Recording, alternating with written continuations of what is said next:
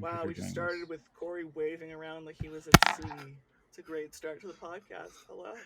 Welcome Yeah, back. I am at sea, guys. Happy to The still be Mermaid here. Man is here. I didn't even talk about your shirt. Your Oh new shirt, yeah, The yeah. Well, Mermaid that's Man. part of the sea thing. I'm Okay. I'm I'm wearing this because the other day was the 25th anniversary of SpongeBob. Did you know that? But I thought that was a SpongeBob reference. I didn't even watch that show that much, but I correctly thought Oh, Trevor okay. was SpongeBob. So the podcast is over, so Lucy can go Yeah. watch So the bye. SpongeBob she hasn't seen. Thanks everyone for Also, listening. because we talked for 20 minutes about things that would have made a great podcast, but I feel like you we do guys that every time. weren't here, so you missed it. But welcome back to the anti-power hour of Corey over there and Lucy over here. We accidentally missed last month because we forgot? I don't I was know. at sea. It's difficult. I haven't had the internet connection in a while. Whoever's tweeting under my name is an imposter. Oh, wow, they have pretty good opinions last time I checked, honestly. Yeah. So you should keep them on as your proxy, I guess. Well, I've always had imposter syndrome. I'm really worried about imposters taking over my identity on the internet. So, I don't know. I like the idea of imposter syndrome. It's because someone like killed you and took your place. I have imposter Isn't that syndrome. what it is? You're just worried that that you will be the subject of an imposter. No, but I think Another. that there's some specific mental delusions people can suffer from that sort of are like that. Some where you think that everyone you know has been replaced by like a pod person, which So you're not the sounds imposter, but very. everyone else is the imposter. Mm-hmm. The Yeah. brain is a And really are you experiencing that right now? No, Oh, okay. can't say I am. I would say I am like 10%, maybe. It never Yeah. goes below like 8. Well, good night, everybody. No, what were we going to talk about today? What's happening? Well, I thought we'd talk about some bullshit and then close on some bullshit. Like that's because the structure of our show is about Wow, I can't talking believe you about. remember. Um, Well, many of the hot topics lately, so many hot topics. it was a good I story. guess if we want to give into our yearning to do overly inside baseball about libertarianism, and we do. How is it overly inside baseball when it's like as Well, the most theoretically, because prominent? social anarchists pay more attention to Non Serviam than the people we came from, possibly. Oh, well, that's fair. But it's But also the most famous man on the planet speaking at the most the third representative most, event for yeah, libertarians, which I wish it wasn't, but it is in virtue of yeah. how it's perceived. By the The Libertarian Party National Convention is what I'm speaking about. the train wreck continues, and the casualties keep increasing. The Libertarian Party at the Libertarian National Convention, which I thought was for nominating the candidate from your party usually, and not having the former president of a party that you in theory are not a part of, and yet Donald Trump is going to speak at the Libertarian National Convention, and the idiots who took it over claim they also invited Joe Biden. And do we believe them? I mean, you can easily make a tepid like, "Hey Joe Biden, you want to come to the convention?" I mean, like, maybe it happened, but that's sort of like that's not the biggest issue at stake. So that's neat, Well, right? I mean, it could be a great thing, Lucy. I mean, libertarians are going to get a whole new audience. Trump, all this exposure in the form of Trump. They're going to get record numbers like you've never seen. Of Trump. Huge numbers of Trumps. Yeah, they sure are. So it can be nothing but a genius move, is what we're saying. As far as like, it can always be a little worse or a little better in these things that sound like terrible ideas. But as far as I have heard so far, they're going to give him a couple of minutes of just speechifying at the convention, and then they're going to like present him with a list of libertarian grievances. And they had like a poll, what do you want us to like ask Trump about? But as someone on Twitter was asking, like, is there any reason you think that Trump has active listening skills? Like, he is going to say some pandering positive things that are just about how the libertarians should vote for him because he's closer to them in ideology, and Joe Biden is very, very bad, which is technically correct, that last part. And that's all. Like, what possible, like, you can find plausible deniability to a point, but it's still so dishonest and such a stupid idea that it's so you're against it, for it? I mean, I think it's one of the most inexplicable things I've ever seen in libertarianism, and I've been around libertarianism for like 10 years, over 10 years. So, and I've seen so many inexplicable things. Yeah, a lot of them. There are a lot of them. I mean, I saw Richard Spencer at. I didn't physically see him, but I was at the event you were also there. You saw him. Yeah, you saw him. You were texting me, I think, when that was happening. You were like, do you know this is happening, that Richard Spencer's here? And I was like, what the fuck? Who is this? Like, but that was like a guerrilla operation. That was not Students for Liberty. They had no that the host of the event, Students for Liberty, immediately repudiated as quickly and clearly as they could. So that's just was in the hotel bar at this event, just so we don't imply any endorsement. I'm glad we're talking about it. I still often think that series of events was a dream, but it's nice. At least it was a collective dream that you and I shared, if so. But this one is such a formal, official blunder. And I don't know about inviting Biden. Because at first I heard that, and then I was like, well, that's like genius level entryist marketing, because like you're totally like ignoring the way the person would be framed and advertised and spoken about at the event, respectively. So, and then it seemed to be that it was more of a Trump reaching out to them and them trying to get in touch with Biden, but seemingly not even confirmed to. I don't know. I mean, I don't think I can be bothered to know the details in excruciating detail of how this played out. But it's just so transparently ridiculous. Somebody in Trump's camp had what is unfortunately for them a sort of clever idea if they actually reached out to the LP. And I think that's totally I guess possible. There's not even that many libertarians, so I don't even know what the fuck they have to gain. It's almost just like this. They think that attention is the only currency. No, I meant the Trump side. Like, what do they have to gain? Even because there's so few libertarians. Like, is there enough that? I mean, I guess if he somehow to swing it or something, but theoretically, I would say I don't know what well, maybe they're thinking that that every vote for the Libertarian candidate is in play, and they're trying to get them all, which might be worth 10 minutes of Trump's time. I don't know. Yeah, I guess that makes sense. It's an interesting kind of cost benefit analysis of that.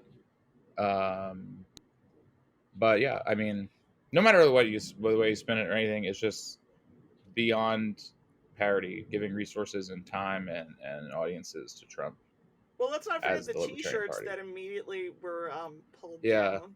That was a couple of weird T-shirts with like Trump hair and various libertarian slogans that are they were Trump T-shirts with policies listed on them that Trump actively opposed.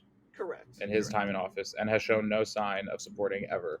If there was a better symbol of like bizarre delusion, true genuine delusion among libertarians, none could be found. I mean, I would pick. And then they pulled them because they're embarrassing, I guess. For bleak irony, but beyond that, You would wear it for bleak irony? I would not wear it, but if someone what did you say? Have this depressing shirt, I said I would like. You'd take it. Yeah. If someone... But then not wear it. You just are a master of strange and bizarre items, so I guess that's in line with your personality. I can never morally judge any of the items you add to your collection because it's this amoral, just smorgasbord of strange eccentricities. I like objects, but Yeah, that's quite the object. Those T-shirts. well, I presumably they will never actually be manufactured, because the fact that someone actually had the PR sense to pull back from that is surprising. It's as surprising as the fact that, not the fact that LouRockwell.com's blog linked to an actual Nazi website once, but that they had the PR sense to remove that link after people pointed it out. Because these people are so beyond the pale at this point that I'm surprised they have any embarrassment left to actually take down these Yeah, things. it is weird to be so outside of that and like just find where they judge the line to be like, even in terms of PR, completely arbitrary and like Yeah. pointless. But I wouldn't be surprised if we saw tons of those shirts because the LP themselves don't have to manufacture them now. Somebody else, some other libertarians that want to show up at the convention wearing those shirts, they can just make them themselves. You know, so I mean, and I'm sure, and there probably will be plenty of libertarians there who are still with the Libertarian Party, but like fucking hate all of this, and hopefully I will think they're make a big leaving scene with all the Trump time, speaking. but Well, I don't know. I mean, I think the best way this could play out, I guess, given how the scenario has been constructed, the best possible way it can play out for libertarians from a PR perspective is literally if like party members stopped him from speaking and like a bunch of libertarians just like shouted him down and like didn't even like made a huge scene, and like the reports would just be about like at least there's fucking division and like a contingent that fucking hate him and like didn't support this at all. I don't know, but then I don't know, most people involved in parties probably just accuse me of like strange disruptive right college protester type behavior with that well, suggestion. you have an interesting history that I am more in favor of than I was when it happened, but yeah, you're on there. I don't know what You're on you're their bad talking about. list. I mean, I've never shouted anyone down. You Um, never helped present any letters to any beloved oh, figures. like, well, yeah, well, there you go. Challenging speakers, Uh-huh. like obviously can be good. That's that's yeah, okay. Now I see what you're getting at, but um, It's and just I mean, weird. I was once present at Trump speaking at a libertarian event because Freedom Fest 2015 Oh, had him this speak, seminal moment and when some people I with good instincts were like, "This guy sounds awful." yeah, yes, and but I didn't even go into the room. I couldn't be bothered. I still try to avoid watching or listening to Trump as much as I can. But so I didn't even go, and and at the time it was still farcical in the 2015 election that he would even get anywhere. But it was also like a sign of like, what the fuck are libertarians doing where they're hosting him at Freedom Fest? It was embarrassing then as well. But again, even worse now after everything that's happened and what he could potentially get at power again, and given that the convention is a much more formal and representative event than Freedom Fest. Freedom Fest was Uh, always like throwing a so it's bunch of always shit kind at the of wall, weird. right? It It's always had a little like weird and a little more Republican feeling, and like tons of things for like fucking rich investors as well. So that it was was a the sense weird. I got from emails. Yeah, I've been there a couple times with Students for Liberty back in like 2014, 2015. Mr. Moneybags, that Mr. shit's Moneybags. expensive. Yeah, well, I mean, I went with Students for Liberty, so I never paid to go to Freedom Fest. Sorry, I'm engaging in Um, class warfare over here. oh yeah, a Lucy known class warfare. So anyway, I don't know how we got on this, but I guess I'm just thinking of like all the other ridiculous things in libertarianism the past 10 years and thinking how they still don't match up to this one. This I is mean, I was literally even next to me right now. what is that? I haven't seen that. The Libertarian National Committee is corrupt. I got this in the mail a couple of months ago. Are you part of the Libertarian Party? How did you get that? No. I paid dues for about a year, and I have obviously stopped. Oh, but they're And I still. wonder if someone poached a list somewhere. If it was Oh, for this, I'm isn't so? excited. That's against the current leadership of the Mm-hmm. Libertarian Party. Oh, okay, Yeah. yeah. LNCexposed.com. And it says cancel your LP national membership. I stopped giving them money. I assume that counts. Oh, yeah. Well, I've never been part of the LP, obviously. Although I did go to the 2016 National Convention because it was right by where It's I next live, door to your house. and so I went to table for Students for Liberty there, and it was quite the time. That was the one, I guess, where that guy like stripped on stage, and that famous clip of like the candidates like talking about how they oppose driver's licenses, like that came from that event. And poor Gary Um, Johnson was like, maybe they're okay. yeah, And everyone's yeah, like, and Gary "Rrr." Johnson was like totally authoritarian on that question, by the way, and so even that was not, because that's like funny embarrassing, like someone gets up and Yes. takes their clothes off. Yeah. This is like That's just not in itself pathetic. unlibertarian to randomly strip at a convention. It may be, in fact, all too libertarian to do that. This Yeah, is it's much more just, it's embarrassing. not bootlicking this authoritarian politics, like it's on another level what they're doing, and it'll be better. And I've never, I mean, I don't, for a long time I've not believed in electoralism as a useful means for much.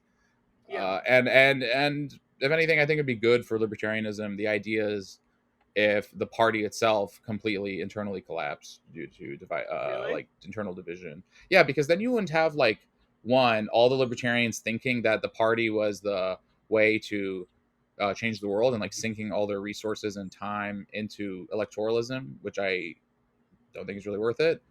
Uh, Given the incentives of, Libertarians were never that good at electoralism. And I always thought the no, party but that's was why. sort So of that's ignored. another reason they shouldn't sink all their time and resources into it. So that party, there wouldn't be this divertment of investment and like human capital and like creativity and time and labor, and there wouldn't be like a single focal point that like represents libertarianism in the eyes of the public, which then does something Right. embarrassing like this.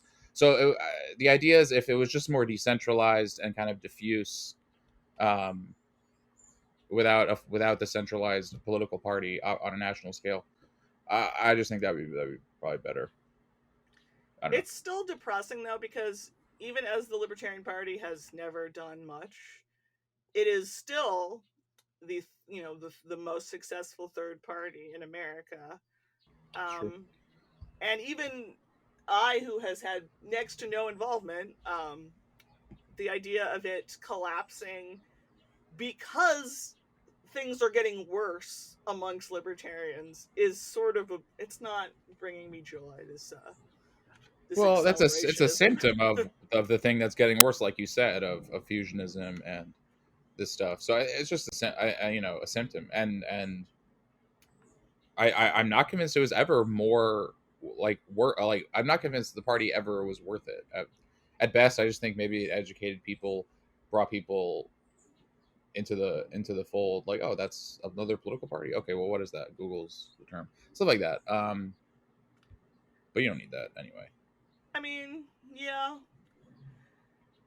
maybe back in the day. I still feel like libertarians have so much more to brag about and so much more to apologize for than anyone ever admits, because the gamut of libertarianism is advocating for marriage equality in like 1974, Yeah, and yeah, that's true.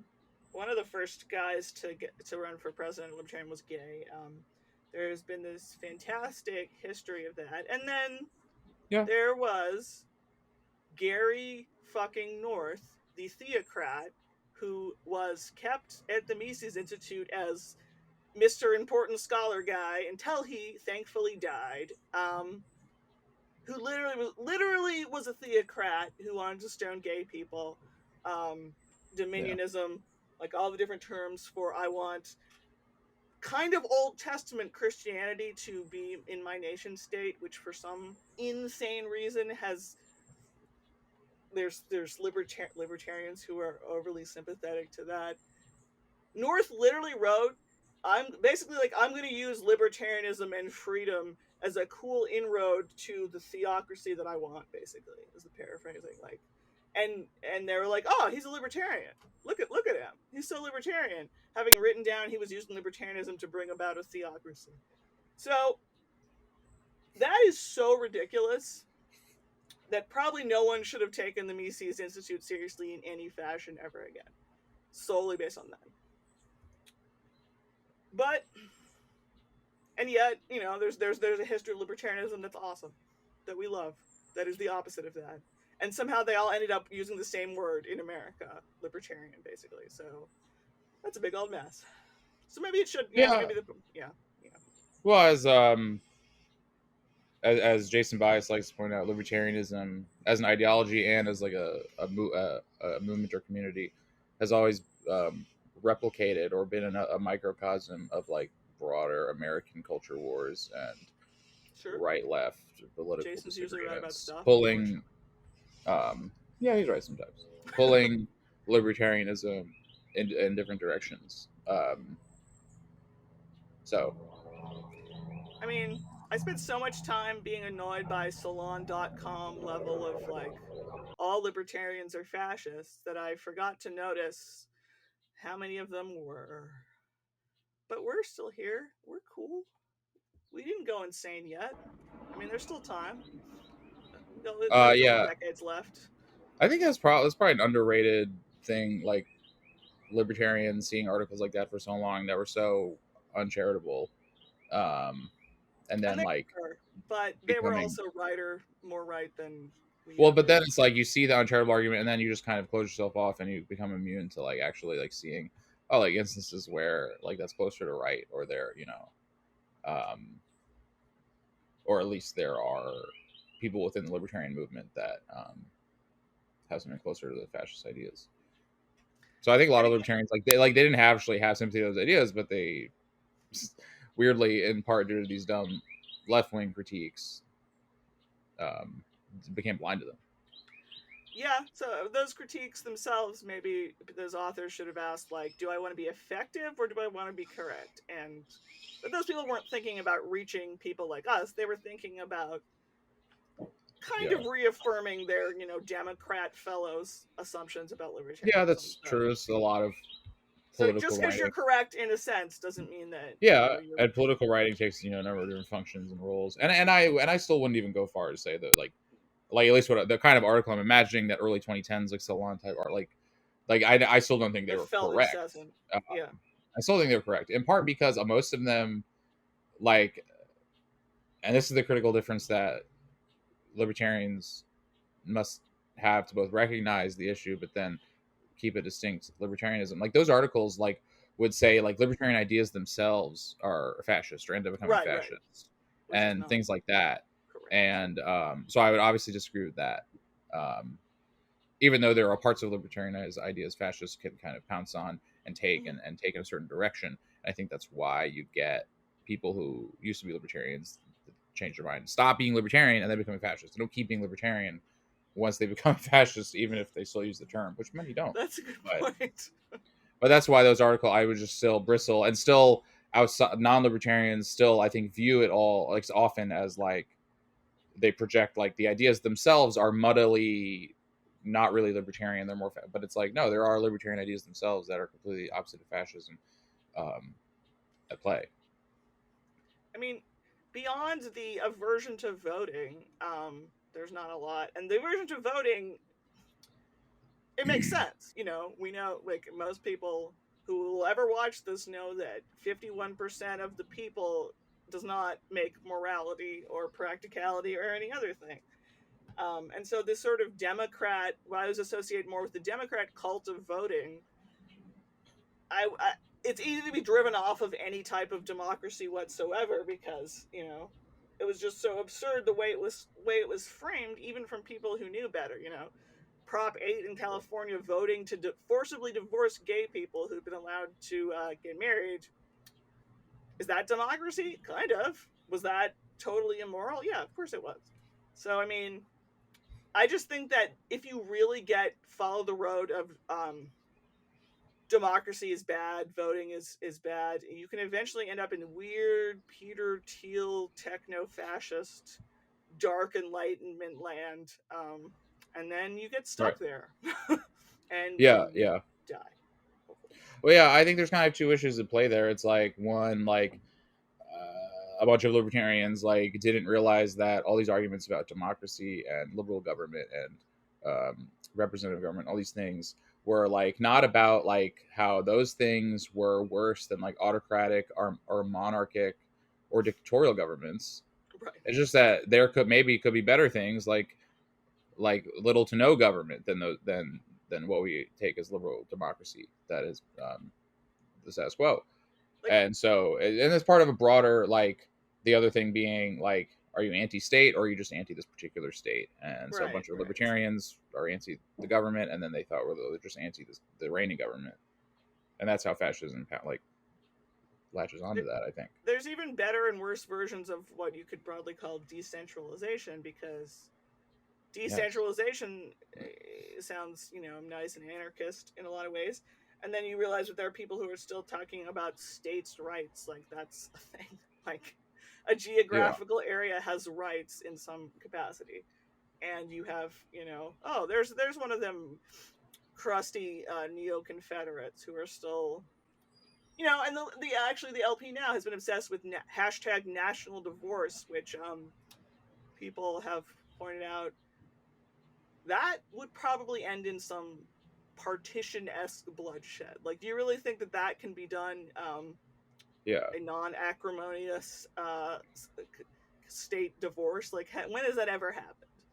Maybe it has, but somewhere as huge as America, it's a terrible idea.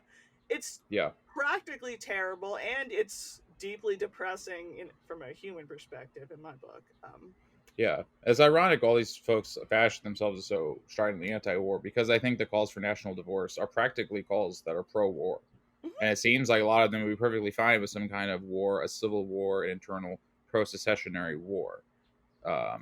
We should at least ask them, what anti-war. Do you think the Civil War was about? Because, fellas, a lot of the official state documents say right at the top, man, we love slavery and we're leaving because we want to keep it. And we still apparently need to hash that one out. I think decentralization is kind of a mixed thing. Absolutely, it is. And there's been like a fetishization of that as a process, where like there's no concern to, like, will these decentralized units have free movement between them? Because otherwise there's no really good right of exit. And that means they're probably going to be very oppressive. And they could be very oppressive either way, because local institutions get captured by local elites and hierarchies, sometimes in a more reliable way than larger, more anonymous institutions. So there's just a lot of these pitfalls, and I don't see any real correlation between, well, you got smaller political units, so the governments respect more rights. It could be just as bad, if not worse. I mean, obviously in theory and probably in practice, I can leave the county that I currently live in easier than I can leave the state, but that's not everything. That's just a practical aspect. It's not like and therefore we can mold society just like this because of that fact, and every situation will fall into line. Like, it's not. This all turned into people being mad about the civil rights movement, like this mentality, like. And we like libertarians actually need to reconcile the fact that didn't work out for certain aspects of the philosophy if they are too rigidly about, well, this level of government's bad and this one is, and then this one's great because it's local. Like, it can't. It has to be more than just that. Otherwise, it sort of doesn't mean anything in the end. It's not. You just have to judge each one by your libertarian standard, and they judge one by a strict one, and then the other one, it's like, well, like you said, states' rights or whatever it is. And instead of like moving away from this, so many libertarians, I feel like, have fell to the sort of like neo-Nazi weaponization of like decentralized political movements. So libertarians claim they're I'm anti-state or anti-state, but then you're just the thing you want you describe as like smaller state-looking entities, and going further in the fascist direction, like segregating the entire world into these. Right, and that would be perfectly moral, right? If we all agreed to do that, except for all the children, because fuck those people. That's always a difficult for this view. They're the ones who believe in human action and like decision in individuals theoretically, but they will still discuss this like you can rearrange the chessboard. The people over here, it will fix it right up if just Fine, we'll Yeah. put the Democrats I hate over here. We'll put the white people here, the black people here. Like, they really sort of imagine that can be done. And yeah, that's a great point. It's almost like this technocratic impulse to people that see them as like totally against the technocracy and as more populist. But you're right that it inevitably comes down to this, man of system, I guess, as Smith would say, or what you just described, like a chessboard. I wanted the tech people to be good and not as shitty as almost all of them seem to have been. I wanted it to work out, but it didn't. Well, I don't really know anything about, like, I don't really follow like the tech world maybe as closely as, I feel like what are the worst instances of their technocratic impulses, right? As we were just saying, going really bad. So it's a shame that, since I would probably fall under transhumanist most definitions. It's a shame a lot of that is like getting a bad rap or bad PR because it's associated with people who want to take it in an authoritarian direction.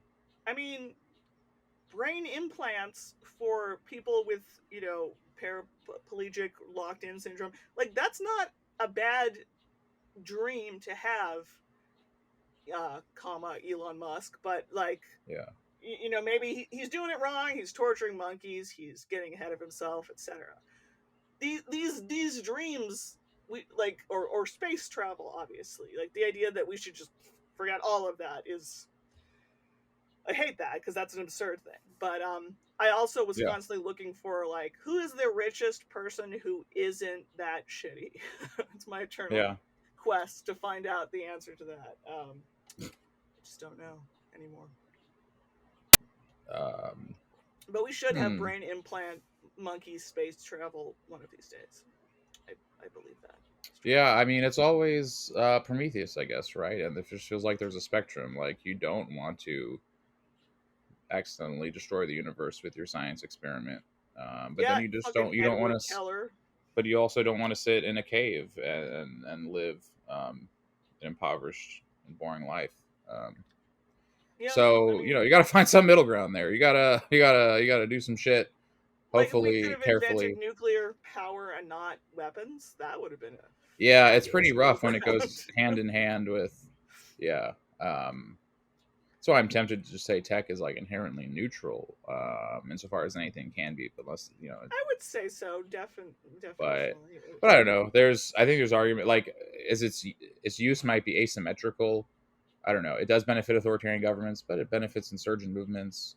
And I don't know. I think there's some arguments, maybe like William Gillis would argue, like, tech isn't neutral. It's like inherently good because it inherently expands our options and our agency in the world. Isn't that because he used to be a primitivist, and therefore when I saw him speak once, and he spent part of the time talking about how primitivism is terrible, and only someone who used to be a primitivist could truly just, like, roast primitivism. So, sorry, roast. That's fire. That's a little too technologically advanced for primitivism. Isn't that only? Well, William Gillis did used to be a primitivist. That's true. So if he's overcompensating for that fact, I support it. Oh, I see. Well, William Gillis is a man of extremes, and many of us would be perceived probably that way by most people as well. So, what are you going to do, I guess? What are you going to do? I hate primitivism so much. There's not a more ableist, more philosophy short of literal Nazism. Maybe short of. Yeah, primitivism definitely sucks. I don't know why so many anarchists are compelled by that. I mean, it's just, anarchists, it's already a weird idea. Weird idea to begin with. So it's going to bring in even different weird applications of it. And I kind of respect, I always respect to some degree a willingness to be unpopular. But then when what you're unpopular about is like a really bad idea, well, maybe be unpopular with a good idea like me. That's better. That is true. I mean, I know a lot of people. I had to pick. Like, I swear that the Unabomber has some good takes in that manifesto of his. I'm like, sure, maybe, I don't know, maybe. The dude was very smart, so sure, but Did Yeah, I don't know why. I Benjamin mean, and Franklin? Hitler was vegetarian. And Hitler But was vegetarian, I and mean, like, let's discuss book that. smart. That's important. Ted Kaczynski for book smarts, I would say, for people who've murdered people, I imagine he's pretty high on the list in terms of, like, if you cared about IQ or something. So I believe, but you know what is worse? There's a little short thing written by Timothy McVeigh, sort of hilariously before all of, he was convicted in all appeals, and, like, so he wasn't actually admitting to be the Oklahoma City bomber, but, like, obviously. But it's this thing called Essay on Hypocrisy, and it talks about U.S. foreign policy and probably, like, Madeleine Albright and other things that you and I have heard cited before. And it's not wrong per se about how certain acts are also killing people and killing children. But, like, do you want somebody who killed 168 people to set any of your rules? Like, a good point and a correct identification of hypocrisy. I am so sick of that being seen as some kind of, like, oh yeah, now I got it all figured out. Almost anybody can, like, score a point against the other side by being like, but you're like, and that's not anything. Yeah. It's so limited. I mean, I think you should, there was that TikTok thing where, like, people on TikTok were, like, reading Bin Laden's letter to America or whatever, and they were like, oh yeah, you know what, fucking do read it. Like, I don't know how the kids today are learning about, like, 9/11 in school, my god, but, like, yeah, read it, but don't be like, well, that settles it then. I mean, I just watched kind of a spooky TV movie called The Hamburg Cell about some of the 9/11 terrorists, and, like, I just got very stuck in trying to understand the mindset of the bad people just because they were right about the one thing, therefore nothing. I don't know. Yeah. Yeah. I mean, I think there's, like, almost a weird joy some people take in pointing out, like, some terrible person also was like, they were right on this. Like, I don't know what it really achieves. Like I said, Hitler was vegetarian, right? Or at least that's my understanding. So, and he killed his own dog. I mean, he wasn't even good at. That's and, right. Poor starting Blondie. World War II was bad for the environment. So I don't know. See, this is a useful exercise, right? Like, what was Hitler on carbon emission? What was his net emission? Very poor, because he started World War II. But he was vegetarian.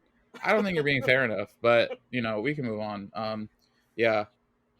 Well, I don't know. When Dave Smith has Hitler on his podcast, I can ask him. That's true. When Dave Smith has Hitler, which is something Lucy mentioned before the show to me, and I just thought, that's a pretty strong thing. Would you really accuse Dave of being willing to have Hitler on his podcast? And then Lucy said that was just something Dave said himself. I mean, and I was like, fair and say, why was I surprised? Offhand, know the exact quote, but you know what? Oh wait, what? No, having Hitler on your podcast, and the implication, I believe, was that this was, like, early political Hitler, maybe, like, just early Hitler, early Hitler. Of Germany. It's really late Hitler that his work isn't as good. I mean, yes and no, but the implication was that early political Hitler, it would be useful in some practical way, and it would be so useful as to not be. But, like, I know this is a subjective thing, but to me, it is different. This is the platforming thing again, and I think sort of people who are more inclined to agree with us probably sometimes are overly strict about platforming, and they don't want, nobody should interview anybody who's awful, sort of, or speak to them, and it's somebody should, if not everybody. There are different avenues for people to take, but the Trump at the LP thing, as far as we've heard, is he's going to speak for, like, 5 or 10 minutes, and the Libertarian's going to be like, we're mad about this, and he's going to be like, great, okay, bye, and every headline will talk about that, and it will have done nothing but tie Trump and Libertarianism together in the mainstream mind. Interviewing Hitler or Trump on your podcast is one level of tacit semi-endorsement, but not really. going on Hitler or Trump's podcast yourself, I would argue, is worse because you're going Man, to their territory. imagine if Trump had a podcast right now. That would be so Imagine awful. if Hitler had a podcast right now. I almost think it would be just to become fluent in German, just so you know exactly how weird the guy who is screaming sounds. Because, German sounds angry to people who don't speak German. So, I don't know. I think he sounded angry to the Germans too. This is not the point. The point is that giving a speech, letting someone have a moment of a speech, this is fucking half the thing people on college campuses have been yelling about for the past 20 years. Yeah, it's very different than if you're going to Hitler grill him. Trump speaking at your commencement Hitler is Trump. different than having a QA with Hitler Trump. Like these are all different. You're saying Hitler Trump as if it was one person, like a combined entity. In our hypothetical, it is, I guess. But what would you ask Hitler Trump? Because I agree, if someone's competent at grilling or mocking, I think either of those could make it positive in the eyes of the massive viewers. Especially mockery. Because I think mostly fascists won't abide by the rules of discourse. I remember people's monocles were cracking after the Richard Spencer crashes SFL thing, because there was a crowd of youths, like 20-something, some of whom I think were like Hispanic or like not as white as my pasty self. And there was sort of a vibe of a mocking crowd vibe, and nobody was, they were just like, the scorn was palpable, and I thought it was a beautiful sight. And some people were like, oh no, we weren't giving him like a platform to calmly present his Nazi ideas, so obviously we're the bad guys for that. Like, yeah, that's weird. It's like some like worship of the so-called marketplace of ideas colonizes like all parts of life. Like, not only is the marketplace of ideas good, but like every time and place is itself subject to the norms of the marketplace of ideas. Like, Richard Spencer shows up in your bedroom at night, and you need to hear him out. You need to listen to what he has to say and make his points respectfully, and then charitably respond. That's going to be the pull quote from this whole episode from Corey. If Richard Spencer shows up in your bedroom, you got to hear him out. Hypothetical. You got to let the man speak. There's a Pope Hat, the lawyer Ken White, internet writer guy. I believe he called it, what was it?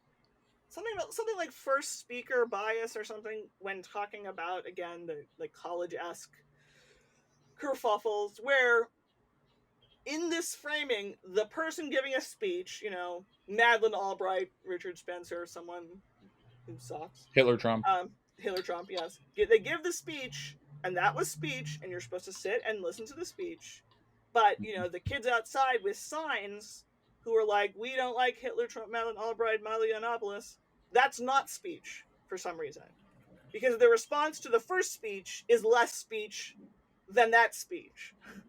Which is exactly how this is framed most of the time, even in Reason magazine and shit like that should know better than they do sometimes. Like, and I thought that was great because, eventually if Speaker 1 and Protester 1 are yelling full tilt, no one hears anything, and if you wanted to hear something, I guess you can't. But, the idea that every time the first communicator that's the important speech, and their response via placard or chant is somehow less speech because it's complaining to these people, or it's a dislike of the marketplace of ideas, as opposed to merely a response, merely another idea for the marketplace. And I think Ken was completely right about that framing. I thought that was, he explains it better than I do, but 100%. It's very useful. Yeah, the response has another voice in the so-called marketplace of ideas, and I think that's a fraught concept. But I don't want to ditch it completely. So I don't know. That's. Imagine if there was something going on college campuses now, or the last 2 weeks like that. Like that would be insane. Wow, I can imagine. But I Yeah, try. a little bit. Can you I don't think imagine? the internet has ever been worse. I mean, because that's what this is about, by the way. It's not about the actual war over there or the college stuff, but the internet. My experience of the internet and social media fucking sucks. Everyone Yeah. is stupid and insane. Do you feel that way usually? Maybe that's the pull Um. quote. Yeah. One of the. This is one of the reasons I have migrated more to Blue Sky and less on Twitter, even though there's People more fun aren't on stupid Blue and Sky. insane in other Well, places on the internet. it's smaller, and it's probably clickier, and it's sort of like a more pleasant social democrat level of left liberalism, sort of So I like. won't So, get all these people calling me a capo and a Jew and all these well, that's things. awesome. Um, Well, I yeah, mean, maybe. I mean, it's not. It's not great. if people don't know what that is, A Jew? uh, If, well, you see, let me start a few thousand years ago, yeah, everyone. let me Uh, the whole Torah. Sit back and let's hear the whole thing. no, but what were we talking about? No one knows. Um, the internet being terrible. I was just gonna say a capo is Oh, sort of the equivalent of not an overseer. It was a Jewish person who was put in a position of some power over other Jewish other, prisoners in concentration and or death yeah, camps, presumably. To divide and conquer the population and to make it easier to control people by letting victims be oppressors to some extent. And those people, as far as I know, some of them were literally lynched near the end of the war. People were very unsympathetic. I have heard of capo being used as an insult before. Before Corey told me he was being called that on Twitter, I saw a random person tweeting that word in response to Bernie Sanders actually, being good and correct as far as any mainstream person would be on Palestinian stuff. And obviously Bernie Sanders is Jewish as well. So what it means is you're betraying your people, and it's very specific and kind of if you're in the know, you know how bad of an insult it is. I guess if I'm not mistaken. yeah. It's kind of bewildering. Because it was it was the same context. Like I said, all this last weeks, months, unfortunately. But it's crazy, especially when a goy, and for the non-Jews, that's you, calls you like it's so crazy. Like the internet is just crazy. Have you been there? Have you tried it out? Because it's I kind of never go on crazy. the internet, and I never will. It sounds awful. Yeah, that's a good policy. I love the kids today. I'm sure I bet there's a lot less overt, love of Hamas than there is some naive, certain, like, obviously it's fine because but as a cause, people like the kids today are all right for doing this in to Yeah. generalize. And what really got me, and I'm sure just as an outsider, was a couple of messages from Palestinians, who were like, thanks. Or Wow. even solidarity with you, kids of Colombia, here in our fucking refugee camp. And that really struck a Yeah. chord with me more than anything I'd seen. And I was like, oh, that's why the social anarchists like solidarity and words like that. I think I finally am catching on to this whole thing. Yeah, it's all pretty surreal, I guess, happening in real time and like this, and yeah. Aside from the inevitable with any sort of protest movement, um, where you get people doing not good shit. Always. Yeah, unfortunately, which both should be condemned, whether it's anti-Semitism or like intimidation, I think, and violence, whatever that is. But then to invalidate the whole thing, and everyone who's not doing that is such a frustrating mistake as well.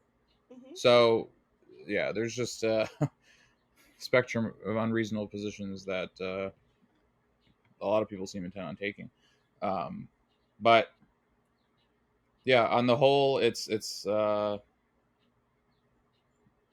mean, it doesn't, with all the news coming out today too, it apparently doesn't mean much practically, but as an image.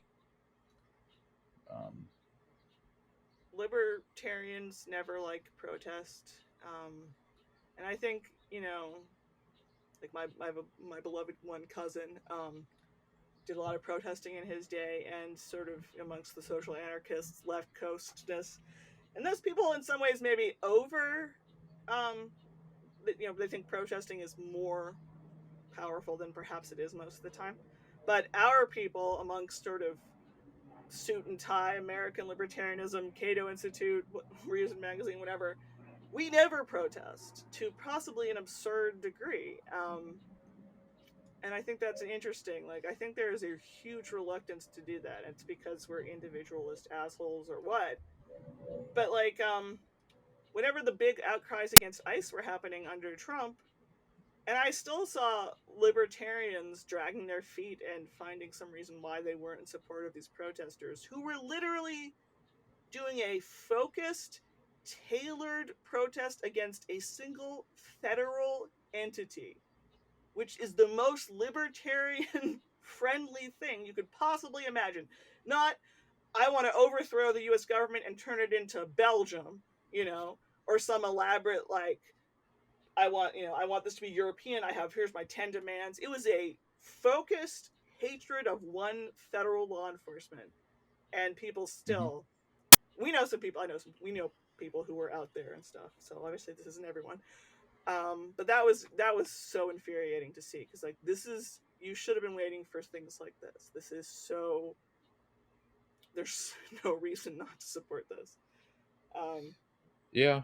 I don't know what the allergy is. I mean, I think it's good to be skeptical of something that's a mob, I guess, and to not try to, Sure. like you said, lose your individuality or lose your critical thinking by with following blindly or something like that. But those are good rules of thumb and principles of skepticism to bring in many domains of life. And nevertheless, when there's a protest and there's a good cause and there's not that other stuff that would be objectionable, or you don't need to engage in that, if you do, then why not? I don't know. It's worth saying there are definitely exceptions. I mean, I knew a lot of SFLers even who are, I think that organization often is viewed as part of that Cato Reason Beltway thing. But it's always been a little more mixed, especially because it brings in students from sort of all sort of different backgrounds. So definitely saw some SFLers say protesting in like the BLM 2020 like riots.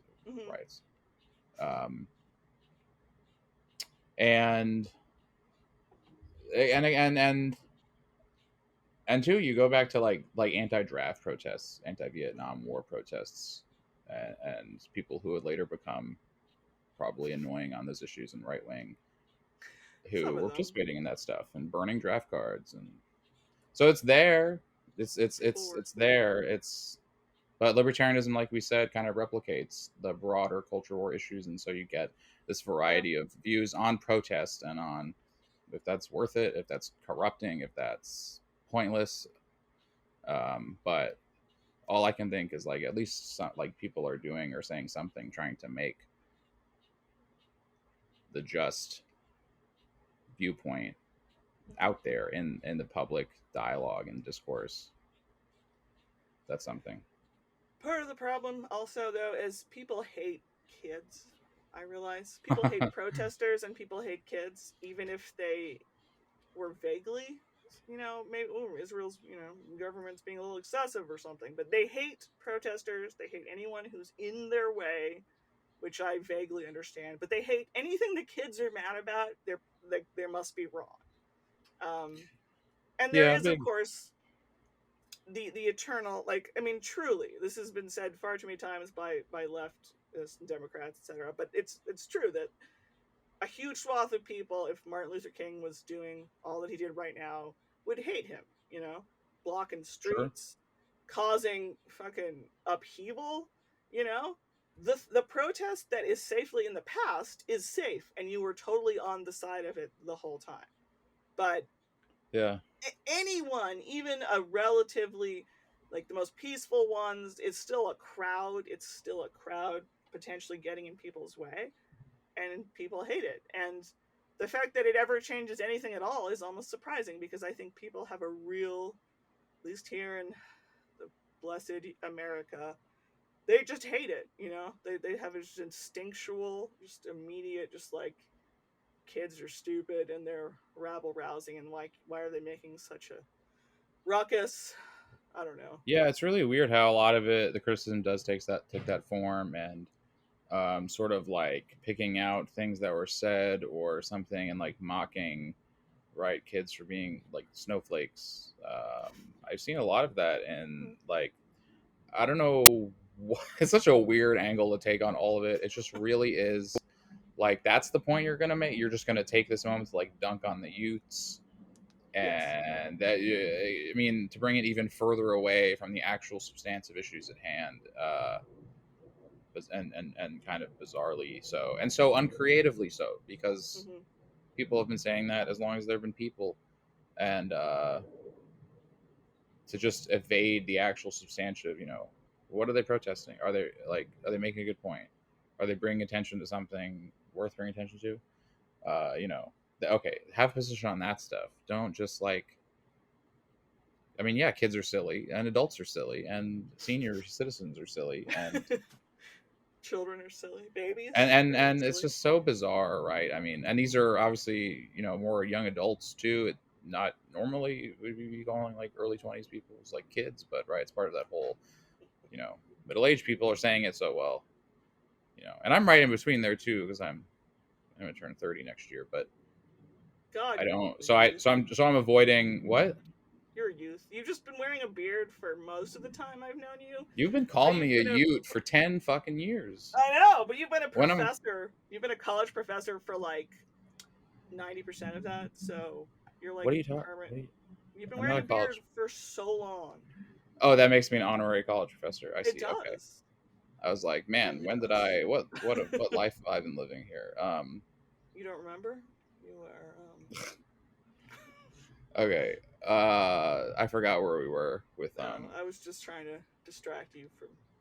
Well, Saying you fucking succeeded, Lucy. yeah. I'm sorry. No, but the age thing, yeah, it's just like, like these are more like young adults anyway. They're not, and young adults can have dumb opinions. Maybe if they were protest, like there have been counter protesters. I'm not going to mock the counter protesters for being like young, although I will just disagree with their fucking points and arguments. And they are fulfilling stereotypes and expectations in a different way, shall we say? Like the Mississippi ones, who Yeah. everyone I saw in the photos was a white boy of approximately 20, and they were smirking, and they look exactly like you might expect. And some of those people might get better. So I'm not going to assume they won't. Well, sure. Yeah, that video was wild. I mean, Beyond maybe the disgusting racism, it's all like, I just think to myself, like, you are a Ute. Do you not understand you're being filmed? That everyone is yeah, that's filming you true. right now? Are you like that? Truly, it's strange to see, like, because those attitudes are still around, but people Yeah, are a lot better than they used to be, I would say, about not getting caught on film expressing them. And those most kids were just people. like, no, no, no, we want everyone to see this terribleness. That was wild. So And that one kid who I guess was kicked out of his fraternity, so good. That's good. finally, the fraternity is cleaned up. if the Finally, after all this time. if the tweets I saw were in fact accurate, that dude admitted that was him, and there was not any like, no, I wasn't making sort of ape sounds at a black woman, which seems really racist. Like, he had no other explanation ready for, like, no, I was just making a weird noise because like, he had nothing. Like, he was being filmed. He admitted on Twitter that was him, and he had nothing, no other explanation ready. It was just sort of incredible that he was like, he was dropped in the current year with all the technology and had never encountered any of it. So that was, I don't understand, man. And who says racists are dumb? Get Lucy's Spitter Coffee on the show. Yeah, so the kids. I was not protesting the lead up to the Iraq War because I was accidentally stupid. No, I don't know. I was 16 and I had a tonsillectomy the very day that the U.S. invaded Iraq. But in retrospect, wow, that's an interesting personal fact. It is an interesting personal fact. Thank you. And I looked at a newspaper in the evening because we got news from newspapers sometimes back then. That was weird. And I was like, oh, well, shit. We did it. They really did just invade a whole country like that. But millions of people around the world protested before that war started, and it still started. And even without being at all involved, I feel like that gave me a very depressed lesson about futility. I love people who think they can actually change it, because they actually can sometimes. Well, yeah. Yeah. I mean, I think we shouldn't underrate the value of mass protests. If they're going to work out or not depends on a lot of other factors, I think, in the context. I didn't protest the Iraq invasion because you were a little baby. It was the first political issue I think I can remember being exposed to, actually. And yeah, were you like a tiny neocon at the time? Little baby war. There was, well, years later, I feel like I was sort of, when I got into politics, when I was like, I guess 12, 13, you know, and started watching the news, mostly Fox News. And for a short time, I was definitely like, well, you know, sometimes wars happen. Sometimes they just got to happen. And it's funny to me how, like, quickly I was able to reflect on that and be like, it's not my position. But how many people apparently have held that position and still hold it, and well into adulthood and for many years at a time. Whether the Iraq War or any other war, they feel like just kind of passively justifying, because, well, why are people complaining? They're just naive optimists. And especially if it already happened, it therefore had to have happened. So how could you ever imagine a different contingency? So if you nuked Japan, you had to have nuked Japan. And there's definitely that kind of logic. I think that it becomes easy to just justify what we were looking to justify in the first place.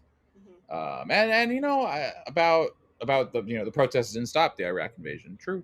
But aren't we glad that in our history, you know, they happened anyway? Would it have been better for nobody to have said anything, or nobody to have objected or stood up? And I bet those people are proud that they said something anyway as well. I hope they are. So I think, you know, these feudal stands, you know, it doesn't have to actually change the tide of history to be worth it, because don't you wish you could have said you stood up to, you know, whatever, Nazism in your country, for instance, even if it was futile. Was Sophie Scholl, like, I mean, maybe she could have been more, you know, escaped Germany and survived, and maybe that'd be better for the world if someone that legit lived a longer life. But are you gonna sit around and be like, what a fucking waste that was, White Rose? No. And that's a case where she actually engaged in something that cost her life, and something that was a detriment to her. And these other cases aren't even to that level, even close. It's just walk in a protest with a sign, whatever. So the rationale becomes even less. Somewhere like Iran, where they haven't won yet, and they're still doing that. They're doing it a little in Russia. wish they'd do it some more, but I certainly don't blame people who are scared to do so. Yeah, it's very difficult, I think, to judge once, unfortunately, you don't have the privilege of some kind of legal system protecting your speech to protest that thing. But when you've got that setting, man, Not that America I don't understand. doesn't Not that have it's some perfect or problems anything. there. No, but just compared to the Grading on Russia a like you just curve, mentioned, just but relative to the ones you were saying, and so you know, I think people are proud to have said something, and I assume the students protesting the Israel attacks on Palestine will feel the same way in the future. I do hope so. I'm sure someone's going to grow up and be like, "Oh, I was so Well, sure, embarrassed." and that's just I just don't understand this, and of course that's inevitable, but so, I don't know, acquiescing to that cynicism is who does it serve? I don't understand, and the people who scoff at the protests are super acquiescing to that cynicism in a way that I can't really understand. And there's still this element that maybe there's a touch of truth that everybody gets sort of out of touch when they're older. You could have been the most enlightened person, feminist, maybe even think those gay folks should have a few rights, and then you grow up and you didn't understand trans people and you suddenly sound reactionary. But you can adjust that if you really still do care and if you really are Yeah, I determined to mean, not become like that. I mean, I'm yeah, I think that's an interesting topic, especially as I spend more years thinking about politics and talking about politics. What can we generalize about how age affects our viewpoints on that? People love to, of every age. they're So that's not common, I guess. baseless, and But there's not I don't. nothing. No, I don't think they're Yeah. baseless. And I think obviously, yes, people. It goes beyond politics. People become stuck in their ways in Mm-hmm. general as we get older. The politics are not just habits, but at the same time, we still have free will. We still have critical thinking. We can still change a habit, stop a bad one, start a good one, even when we're Just older. keep So some self-awareness and try to, I don't know, don't be. Also, don't confuse like annoyance with a political viewpoint either. Anybody who's bugging me directly, I must whatever they are. They want me to sign. I believe the opposite. Obviously, no, that's a great point. That's a great point because it's not. annoyance is part is everyone's annoying. All I mean, political views. I generalize about 18-year-olds and about 80-year-olds, but I don't. Yeah, just use the brain that you have acquired and the empathy that You've acquired. I was born with my brain. What about you? Did my you? general my general viewpoint about humanity en masse is that there appear to be people who literally don't have any empathy, and that's a whole other problem. But most people have flabby empathy muscles, and they don't go to the gym and work them out because they're too busy learning about like statism and tribalism, and they're like, well, those people are different, and I live here, and they can't come in without the. And instead, they should go to the gym and be like, yeah, we should be empathetic. Those people are kind of the same as me in like a good way. So Is that where the empathy is? yeah, This area, the bicep. Because that's I what mean, you're I working think on. there is a severe deficit of empathy in the human race, but I think the potential is already there. Just work it. I don't know why this is the metaphor I've chosen, but Well, I think it's good. I think everything has to be cultivated. It's not a switch on or off, obviously. yeah, And probably some people lack empathy for more understandable reasons than other people. I would assume because of like certain life literal brain circumstances, injury.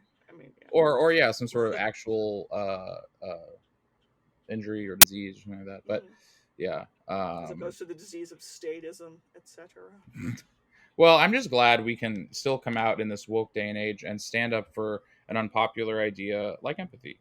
Um, and you know what? We really need more empathy. And I don't know why no one's talking about that. Well, I once declared on some manner of social media that uh It was like LinkedIn, wasn't it? it was definitely not. kindness like won't fix everything, but like cruelty definitely won't fix everything. I apologize for That's great. That's a quoting great. myself. That's a Because great line. the critique of like a fuzzy-headed Democrat, liberal, social democrat, fucking, what are those? Oh, yeah, no. Anyway, those people, it's like, oh, they think that like if they have enough feelings, like they'll change the government, and like there's an element of truth to like, If they have enough feelings, that's like a hilarious way to like. I got to get more feelings to overthrow the evil government. well, like, I mean, the idea that like we can, we can all divide everything equally and kumbaya, and sort of just like a utopian thing that I don't think is feasible compared to all the ones that I think are. It's the right talking about the left, etc., and think, they're just naive college kids. They're snowflakes, therefore they just think, oh, hugging and we'll just fix the world that way. And like, no, they won't. But the opposite, the smirking kids and the Trump, and like, it obviously is really not going to fix anything. And just because it's an opposite, like an opposing force to like kumbaya crap, doesn't mean that it's actually a corrective in any useful way. So I'm gonna Yeah, sure. kumbaya all day long. Yeah, I think people go so far with the road to hell's paved with good intentions, that sort of thinking, and it's not a useless aphorism or an inapplicable one, but you have to know how to apply it, and when and where and how, and it too easily is just an aphorism to like passively defend unreflective cynicism, Right. which you make sound intelligent.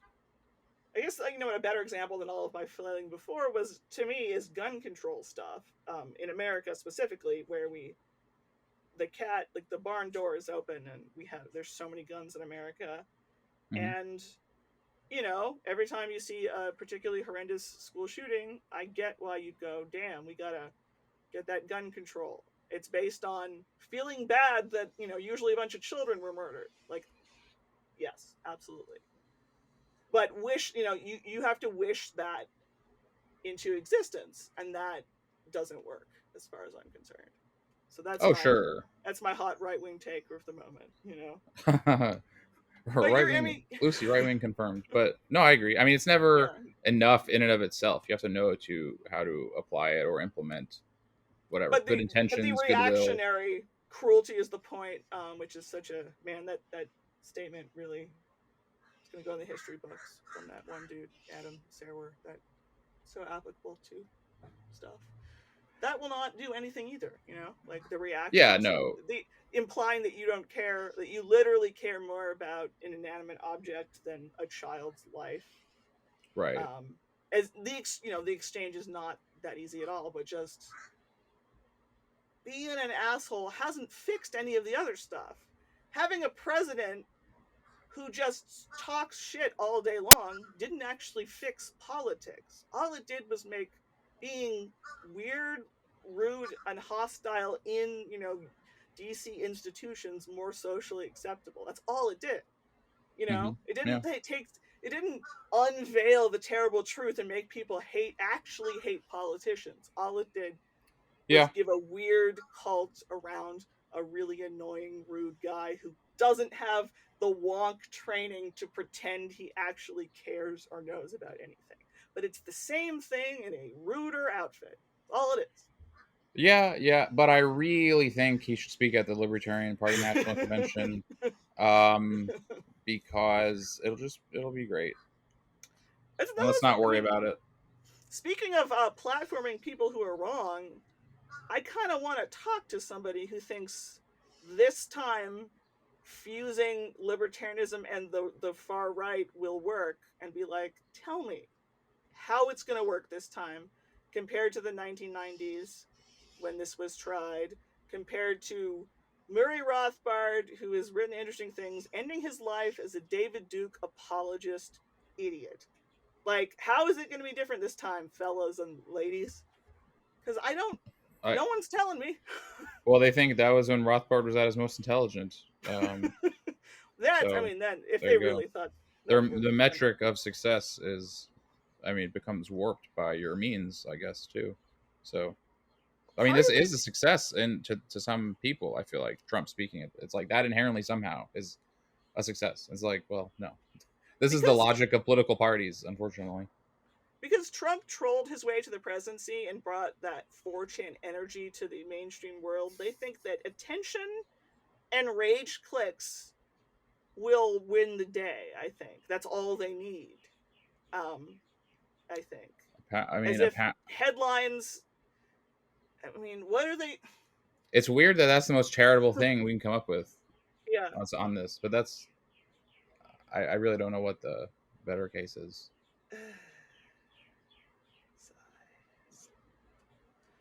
Well, we're doomed, but I refuse to be those people. So we're not. It's yeah.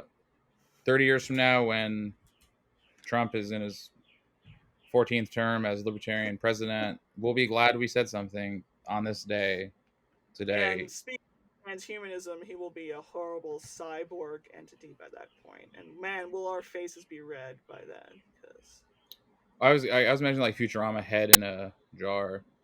Yeah. Thing. Theoretically, those people are easier to depose, but that never seemed to come up. Oh no, but Nixon in a jar had like a robot body that one time. So, yeah, he did. Yeah, that's true. So he could have a robot body. So transhumanism, I guess, will be a thing if our prediction. So that's cool. Like we can have robot bodies, also in this prediction of the future. Like Trump is president for like a million years, but we got robot bodies. That's not a bad trade, right? Yeah, I mean, again, that's just something that we have to like work towards. What robot bodies or Trump being president for a million years? Oh, robot bodies and space travel. Yeah. You know, it was, I don't know if you remember crack.com, which had a couple years of being awesome and weird, addictive listicle site. That was the first place where I realized there was a really good listicle about how all the horrible things about space travel that most of us don't think about, like the human body, like the squishy biological form was not meant to be in space. That was the most daunting thing I've ever read up until that point, about how, like, wow, we're gonna really have to work on this space travel shit because we are not made like.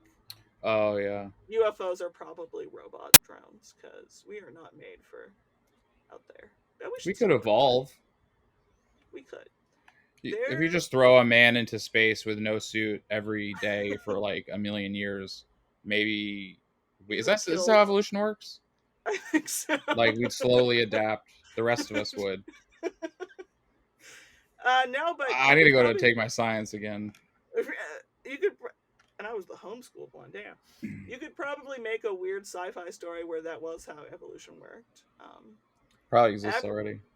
Apropos of nothing, there is a great sci-fi very short story, and it's either called Meat or They're Made of Meat. I don't know if one or the other. All it is a conversation between two alien entities that like we don't know what they look like or anything. And one of them is like they're talking about how they're communicating with aliens, and the one's like they're made of meat, and the other one's like, what are you talking about? Meat can't talk. It's like, I swear to God, like if they're communicating, but like they're meat, and it's so much better than almost any sci-fi thing you've ever seen, just because it, like you get it. We're the meat. It's us. I mean, I would be surprised if anything but meat talked.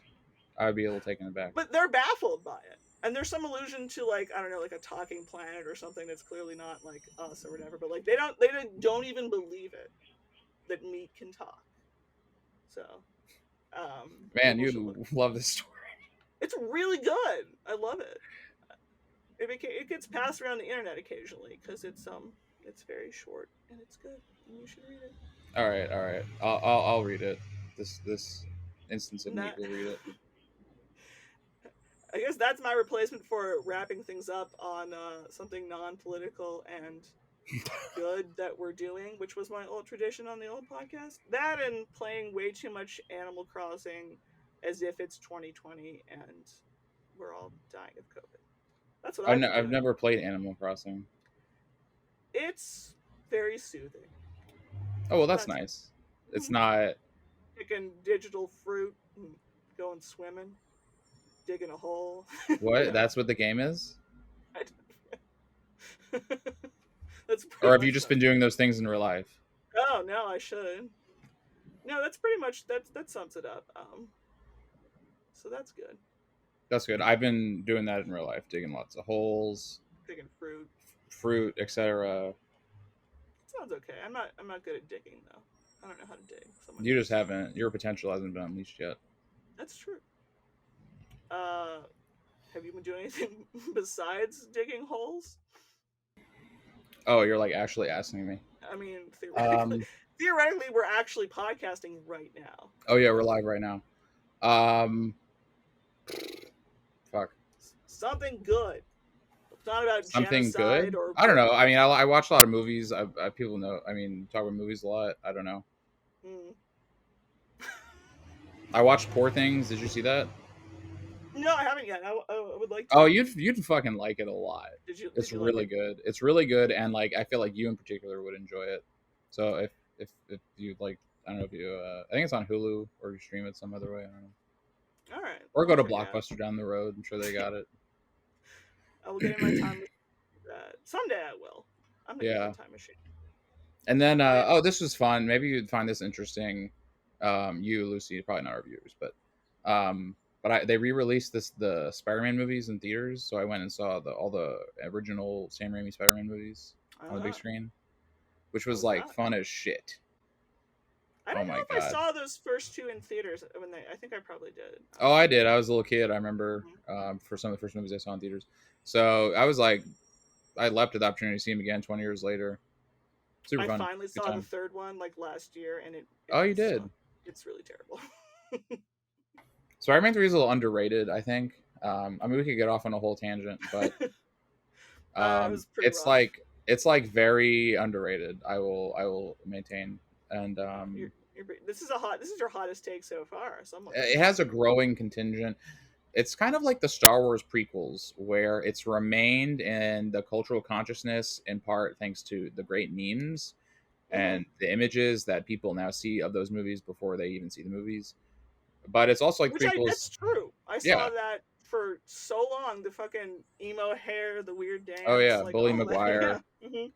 And like the prequels, there's like a growing contingent, I think, of people who grew up with them, and they just like them unironically. Like they'll go to bat to them. They'll defend them. Now, I don't actually like the Star Wars prequels, but I acknowledge this. Apologize more because the sequels were that bad. So that's. Oh yeah. Well, I don't like the prequels or the sequels. Really, not really. Not. I don't love either. The prequels are better. I have a higher tolerance for melodrama than I did when I was a teen, so Revenge of the Sith is actually kind of fun now. But I mean, I liked a lot of The Last Jedi. That's the only, and I know you don't like that for some reason, but because that's very uncontroversial opinion. Terrible. It's very uncontroversial to like The Last Jedi.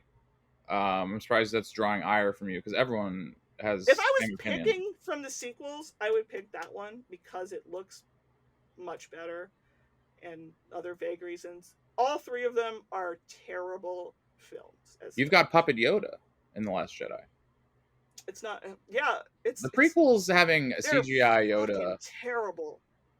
Oh, I was traumatized for life when I saw CGI Yoda in a theater doing like a paper battle. They ruined Yoda. But Last Jedi brings you, and he's my favorite Star Wars character. So The Last Jedi brought him back to. I love Yoda, but that's not enough. Those anyway, we've already read this so many times. The least derivative, and it's also the worst one, but they're all the worst one in slightly different ways. I don't like The Force Awakens or The Rise of Skywalker. I agree with you on those. The Last Jedi I like more. The Force Awakens has not been hated enough to this day because it's literally it's so aggressively mediocre and derivative is the best word, obviously. But J.J. Abrams sucks, except but Spider-Man 3. No, you're getting us off track. Spider-Man 3 is such a classic. That stuff is supposed to be goofy and cheesy. Right? Sam Raimi understands that superheroes are campy. People forgot that. People forgot that at some point. I don't know when super movies forgot, but the first one has a fabulous balance of that. like the scene. I haven't rewatched the second one with what's his Alfred name? Molina Yes, Alfred as Molina. Doc Ock. Yes. I really need to rewatch that because it's been a million years. But I Oh yeah, rewatched do the it. first Sam Raimi one, and I was like, this is way better than I thought. This is really well balanced between camp and like seriousness. Like this, there are real stakes. You know, it's not we're not winking about everything, but Yeah, sincere, very sincere movies. like the Green Goblin is amazingly like camp, but also kind of scary. The thing with the Yeah, balcony, that whole scene, I was like, this is hitting the sweet spot, isn't it? Like it's like good. it's very impressive. And I think Tom Holland is so fucking good as Spider-Man, and he did not get a movie anywhere near as good as that first one. So No, and that's kind of a Spider-Man 2 is shame. even better, so you should rewatch it. So Spider-Man 1 and 2 are like two of my favorite movies of all time. I think Spider-Man Yeah, 2 is even better. And I I think like I Tom liked Holland it too. better when I was a youth, so I got to get back to that one too. Oh Yeah, yeah. Tom Holland needed a movie as good as that first one, if nothing else. Yeah, I don't think those That movies are as stand on good. its own as well, because Oh right, that Homecoming too. has a lot of good stuff in it. It doesn't, and he's particularly fabulous. I actually think the villain is really awesome in that, Yeah, but it Michael still doesn't Keaton, stand on its own. There's like too much Iron Man. It's too connected to the whole. And that first the MCU. Spider-Man is, it could just be that it could That just first be by itself. Spider-Man is like the platonic ideal of an origin story to me. I just think it really hits Yeah, all. Spider-Man is like myth at this point. The lines Uncle Ben, and it plays it so hmm well. And like you said, it doesn't like because I prefer the camp and the humor of those movies to like most of the time the style of humor in a lot of recent films, superhero or otherwise, is more of like something dramatic happens and then a character like makes a joke or quips and it's it's supposed to, but it really just undermines the drama of what just happened and reminds you this isn't real, whereas the Sam people Raimi it blame. just commits. I agree. Yeah, People blame Joss Whedon for that, but Joss Whedon himself does not do that as poorly as the derivative Joss Whedon like the does. imitators. Yeah. Yeah. I actually, I don't even really like that first Avengers movie had that in the bad sense as well. The Joss Whedon television shows, the stakes are pretty high. Like, yeah, there's a lot of quipping, but we're not being told, don't take this seriously, like this isn't really happening. So people, just because he seemed like he was a dick, and because that style of dialogue has sort of trickled down, I Yeah. almost feel like people forgot how good Joss Whedon's TV shows actually were and how Oh yeah, yeah. he cares about his characters.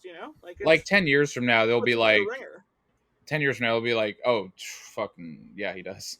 And that makes for great stories. I mean, 10 years from now they'll be like the internet discourse of like, hey, wait a minute, we collectively forget how fucking good Buffy is, Oh my and in god, my it's so and Firefly, and in my opinion those first two Avengers I really love, both mm-hmm. first two I think actually.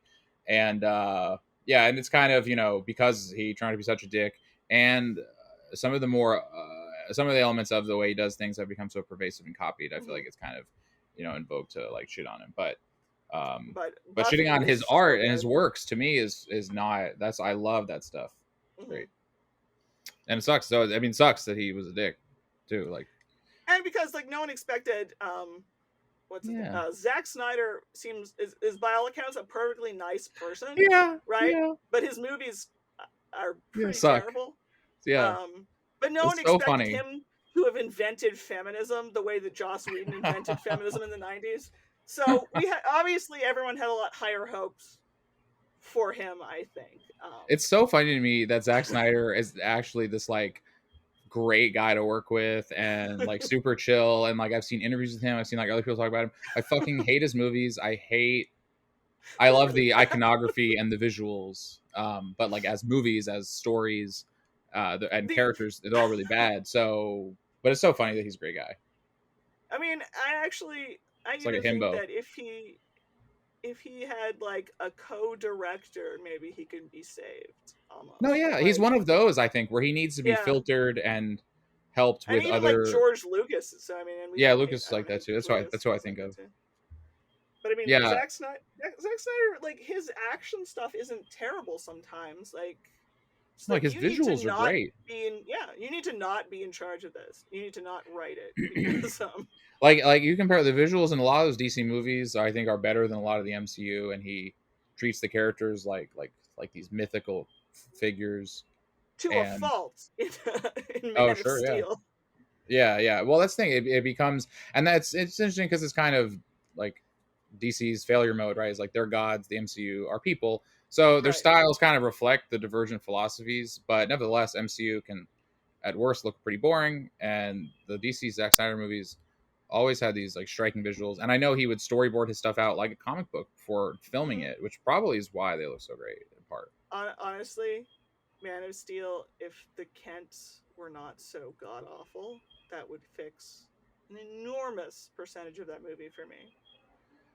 It would take a lot more for me. I don't know, but I Yeah, I mean, obviously it would agree with you. more, but like the rot, that the rotted roots, that is that characterization just like cripples Superman and makes him poisonous and not awesome, and it's very Yeah. Well, did you see the suit, the new Superman suit yesterday? no, Oh, they revealed a picture of the. Well, there's a new Superman movie coming out. I don't even remember who is playing. Oh. So I'm totally it's blanking right now. David Cornsweet is That's a playing weird name. Superman. It is a weird name, although I don't really know him, but he looks the part. And playing Lois, I'm ecstatic. Is I forget the actor's name, but she played Marvelous Ms. Maisel. Did you see that Rachel show? Brosnahan? Yeah, her. Yeah. I love that show, and I think she'll be a great Lois. I bet she'll like a good Lois. Right? Absolutely. Like that's such good casting, and that show. If anyone hasn't watched Marvelous Ms. Maisel, go see it. But and then I've only seen part of that. I never finished, but it's really good. I like the ending. And the new Superman's directed by James Gunn. It's like in the new canon or new universe that DC is trying to do. So we're gonna get. It's just we're talking about the failed Superman from 10 years ago. Well, we're about to get another Superman attempt. I'm more optimistic about this one. We'll see. The suit was like middling. You can look it up after this. I'm curious what you think about it. Poor Henry Cavill, the handsomest man in the world, could have made a good Superman, but they didn't give him a chance, I feel like. Yeah, I don't think it was him, right? It was the writing, right? It wasn't him. He was probably told to act a certain way. You cannot be I would love to see people initially scared of Superman. That's the only amount of realism I want, is like initially people were like, holy shit, like look at that guy. Yeah. But then it has to turn around because he's a goddamn boy. He's a nice guy, and then they have to you can't have him be like a dour god. Like what is the point of that? That's so stupid. Yeah, it's not. I don't see the point. It's funny what your description kind of reminds me of like the classic like the very, if you go back and like read Action Comics 1, like when Superman meets Lois Lane. My original copy. Yeah, just paging through my original copy of Action Comics #1. Like Superman, there's like a famous panel where he meets Lois and she's like completely like that, like, wait, what the fuck is it? And but he's got a speech bubble and he's like, no need to be afraid, ma'am, or something like that. I feel like that you just kind of like described that is like that is a good way to introduce the character. Once again, he is the only superhero that I truly prefer in comics that I've read. That's the only thing media. I've seen that pulls it off, really, where you're not bored by him, him being so goddamn perfect. But like, if they manage to pull off Captain America so well in movies where he's a huge dork, but you really like him, they could have done it better. That's a great description. I do love Captain MCU, but I also love plenty of Superman. I love the original movie. I love the cartoons. So maybe I need to watch the rest of the Superman movies because I'm very picky, but I can't do turning the world back to save Lois. It's too much. I'm like, that's officially too powerful. That's you can fly. It's Silver Age camp. It's Silver Age camp. I haven't yet reached the level where I can accept that. Maybe you need to grow, go through a process of enlightening and zen to appreciate the ending of Superman 1. You need to be really high IQ to appreciate the ending of Superman 1. And like the flying scene, that's so fucking tacky in a way that it's too, like, it hurts. I'm trying to grow as a person and cringe at like nothing, but it's an ongoing struggle. But as a Superman, he is amazing because he really does a great job being like, I'm a shy guy who's not absurdly handsome. Oh, geez, Lois. And then I am. I know Superman. it's He does. it's He's so good at unbelievable. it. I've never seen anyone better at it. But It's unbelievable, and I think it's almost a curse that all these subsequent iterations have had to struggle with, because it's like they really nailed it. At least, maybe parts of the movie you don't like, but Superman, they nailed him 50 years ago, costume, actor, and all. And it's like ever since, like, fuck, man, how do you ever? Well, I mean, Zack Snyder basically didn't try, as far as I can tell, which is another bold. Another bold move. Yeah, I mean, just why bother trying? Why not have weird, grim parents who don't want you to save people? Like, it's a whole different take. Are you familiar with the Fleischer Supermans, the cartoons from the 30s? A little bit, because Just go, like, all Fleischer cartoons ever are awesome, as far as I'm concerned. Oh yeah, I love Fleischer, Popeye, especially, and to me that still might be my favorite on-screen iteration of Superman, because they're just gorgeous. And I should probably they're on YouTube. People should go look, and they're like 8 minutes, an episode. It's just, but that's almost what's great, because it distills it down, like it distills the genre down to like its essential elements in a way. And I think like you want to show aliens Superman or aliens superheroes, like I might pick just one of the Fleischer shorts. And fun fact, the first Fleischer short was nominated for an Oscar for best short film, the only superhero thing that even comes close to that. Yeah, it's damn good piece of animation. Yeah, I watched the '90s Superman when I was little too, and I don't remember that. Oh, I love everything, the '90s DC. '90s, goddamn '90s superhero cartoons. I mean, I'm not. I was a child, so coincidence perhaps, but nah, some good shit. '90s just the best. I mean, the best people, the best superhero cartoons, the best movies, best music. I have more credibility because I don't actually have knee-jerk '90s nostalgia at all. I spent most of the '90s wishing it was like the '60s, and I could go watch. That sounds like you. That sounds like you. But well, speaking of '90s cartoons, have you seen the new X-Men '97? You gotta watch it. No, I have not. I loved that. I loved the X-Men cartoon in the '90s. Oh, so good. Batman is still the ultimate as far as I'm concerned. Yeah. As I've said before, I love cartoons so much more than I did as a child.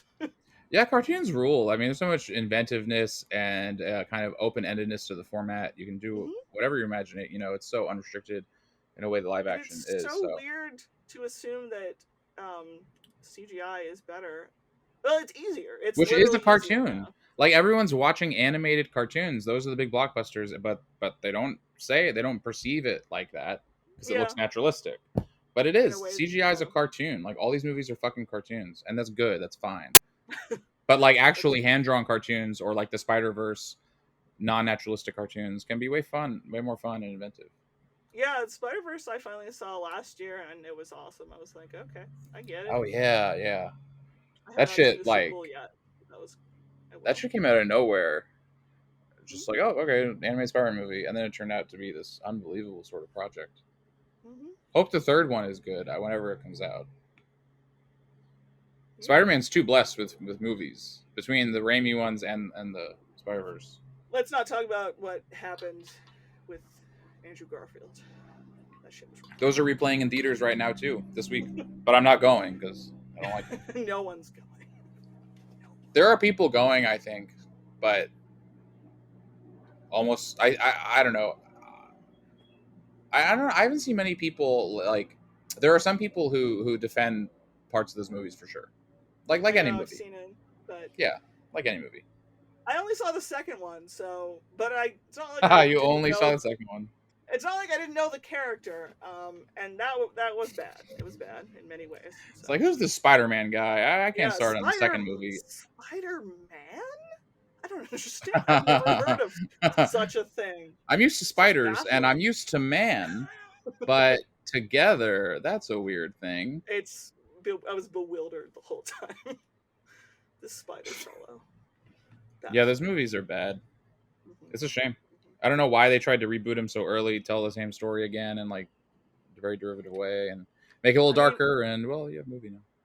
My husband hated Spider-Man until Homecoming, though, so I also salute Tom Holland. He hated Spider-Man as a character. As what? As a person? Yes, as a person. Because he's a great guy. He just didn't like him as a superhero. And then does your husband think that with great power does not come great responsibility or something? Because Well, one of the, I mean, as much as you're right, the Raimi Spider-Man has a great origin. Homecoming is nice that it doesn't go through it again. Oh yeah, they're smart to make it all We've different. seen it, just like we've seen poor Yeah. Bruce Wayne's parents get shot. Yeah. Like, Yeah, I we agree. know. We know. I agree. Telling it over and over makes no sense. I mean, unfortunately, it's just that I think the origins are often the best stories a superhero had. Like, there's nothing in a way more dramatic in the genre than like actually just becoming the superhero. And so I feel like Right. that's the story a lot of filmmakers want to go to and tell. But Which is again why Man of Steel could have been something. Like poor little Clark being terrified of his powers again. If we have some moments like that, when he turns into like the god-powered Boy Scout, you're even more, it's even more great. Like, yeah, he can suffer with it. He can be like, why the fuck do I see people's skeletons? But it has to turn into something a little brighter. yeah. I mean, maybe he wanted to at some point, but I feel like I don't know people. Man, I mean, Snyder's movies has his defenders, obviously, as everyone Sure knows. And it's just weird. It's like in theory, there's brightness there, in theory, like, but I just don't. Well, I watch those movies and like I don't feel any. Well, actually the moment the proof of the missed opportunity is in oh my god, which one is it? It's the beginning of one of the ones after Man of Steel, where it's he has the hilarious upper lip where they have digitally removed his mustache because it was shot later. But it's like it's supposed to be a kid filming Superman on his cell phone. Yeah. And the way he's talking, you're like, why the fuck didn't we get that Superman? The one where he's friendly and cat, where's that? And then you're distracted by his ridiculous digital upper lip. Yeah. And the rest of the movies are terrible. It's like, where's that? That could have been the thing. Yeah, they course corrected too late.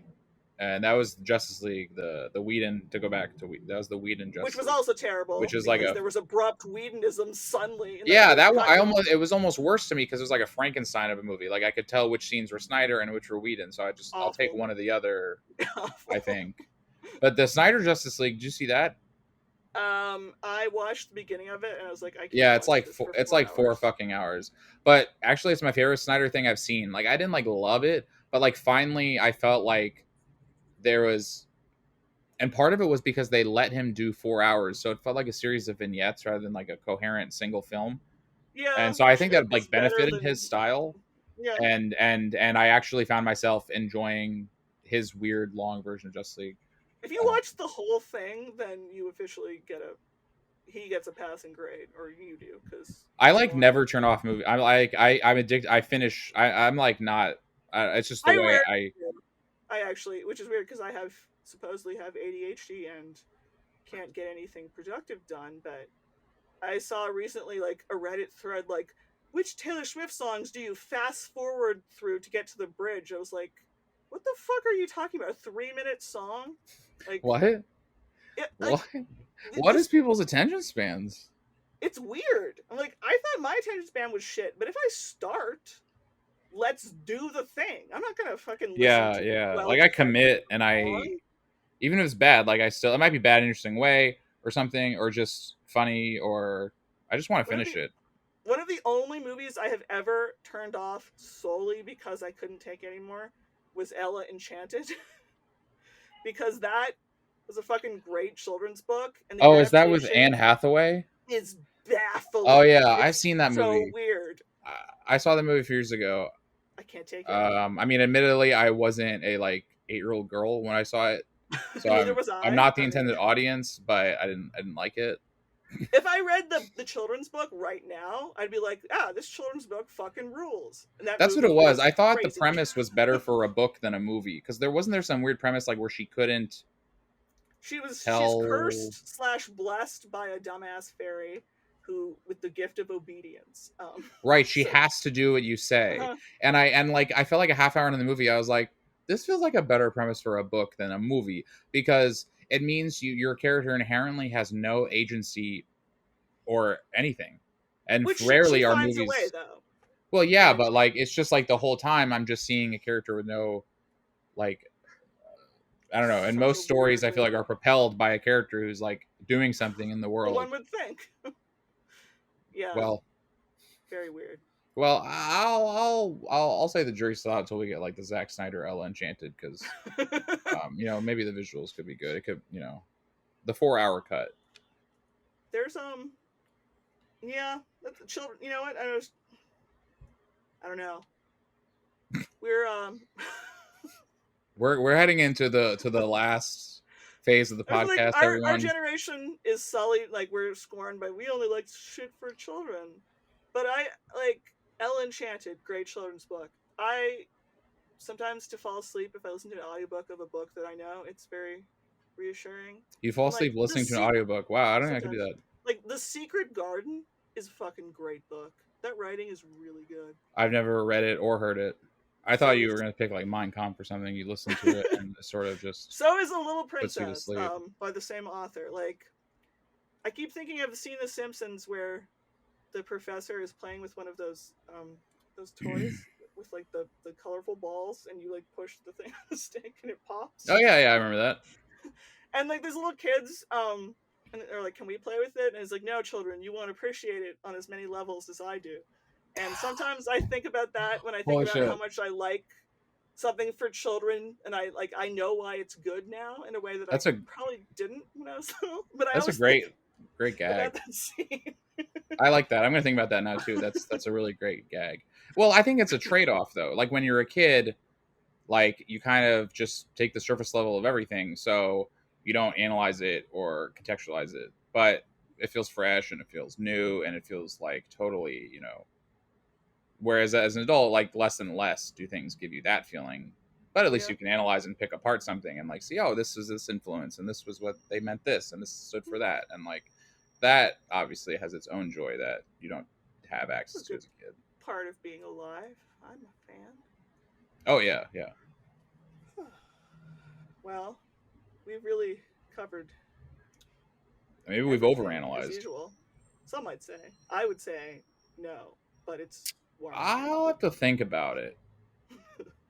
But I'll get back to you. I'm gonna go think about it for a while. All right. Well, should we do this again next month as opposed to 2 months from now? I think that people demand it, to be honest. I think they're... Well, whatever the people demand, I won't do. All right, they're begging us to stop. Begging us to stop this podcast. They're weeping, begging us just to wrap this up. So, we should podcast on your birthday. Yeah, maybe it's later in the month, so maybe that's not ideal. All right, we'll podcast on. But we could podcast on my unbirthday, today. which that's true. We're doing that today. We are doing that right now. But my unbirthday a few weeks from now, maybe good as well. Perfect. And maybe who knows what we'll talk about then? Maybe they'll announce Richard Spencer for the Libertarian Party National Convention. You know, the world is just a wide open place full of delights and wonders that pique the curiosity of the mind. North will be the corpse speaking. of Gary North. I wish I had a band that I could call. A hologram of 1993 Rothbard speaking. That's good shit. We should throw the worst libertarian convention in the world and invite many dead people to come and speak. We should. I love your ambition in life. We should throw the worst libertarian convention in the world. Or they're already doing it for us. We'll have to. I guess we'll. Yeah, see. we need to change our ambitions. Mm-hmm, we do. What about the best? Nah. We've already done that. Nah. Like 3 people we both know sitting in a living room is a better libertarian convention. Let's be honest. I've had so many good libertarian conventions in my living room. That's the Just thing. Amazing. Well, someday you should come here and we'll watch Spider-Man 3. To Philly? I do not live in Philly. We'll get a Philly cheesesteak. We'll watch It's Always Sunny in Philadelphia. We'll run up the Rocky Steps. Actually, well... all simultaneously, by the way. But those other 2, if you ever do come visit me, we should celebrate Philadelphia. Yeah, we'll have a Philadelphia party. We'll eat Philly cream cheese. We'll have to eat non-beef Philly cheesesteak.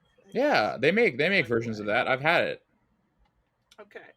It's pretty good. That's my new actual It still dream. tastes like Philadelphia, which is what you want. I don't want to taste Philadelphia. It seems okay, but I don't want to taste it. Of the cities I've tasted, it's not terrible. Well, but do you agree I did think I was going to die a couple times, but Huh. again, I've had that experience in most cities I've tasted, so that's okay. Huh. Well, I have questions about that, but we'll have to save them for next time. But yeah, we're gonna have a Philadelphia party. I'm just kind of a paranoid individual. Is probably there's not much of a mystery to it. Fair enough. All right. But that's we're doing that someday. It's gonna happen. All right. We can even have a Philadelphia party in Florida or wherever the fuck you live. Philadelphia party. Wherever. I'll keep it a mystery to the viewers at home. You gotta keep them guessing. You gotta keep people on their toes. You know what they say in show business. You live in Ron DeSantis's basement, and you just like bang on the pipes and like make him unable to sleep at night. Hopefully, that's direct action. Living in that's valuable. That is direct action. That's protest if I've ever seen it. All right, anyone who got this far, congratulations. Congratulations to our longtime listeners. You win nothing. You win nothing. Come listen to us next time. Maybe we'll win something then. I don't know. Maybe. Including our one clearly favorite, our best watcher and listener on YouTube. Anyone has shout out to what's their name? I don't know offhand. I don't know. Shout out to that person who comments on all our videos. You know who you are. Yeah, be proud of yourself. She does. Yeah, no. Anyone who ever wants to ask us anything, we'll probably answer it. We have no standards. We're disgusting. No, I don't know. You are such a great podcast host. Listen. We'll answer anything. We're disgusting. It's gone. We'll do whatever you want. Just send in requests and orders, and we'll obey them, and we'll act out strange scenarios. Calm it down. All right, you could follow us on the internet if you wanted to. Non Serviams on all sorts of things. Just Google the internet. And YouTube and Blue Sky and Mastodon. We're fucking. Well, I'm not on half of that shit. Right. I can't do more than a few social media. I'm sorry, fans. Blue Sky is less annoying, but no. Follow Non Serviam on all those places if you want to. Follow me on all those places too. Non Serviam's probably Threads or something. And you can follow me on MySpace and on LinkedIn and on Snapchat. Friendster, Live Journal, Dead Journal, Zanga. I don't even know some of these. Those are all real. I don't even know some of those. I swear they were real. Okay, I have to go now. So all right. Stop talking someday. Yep.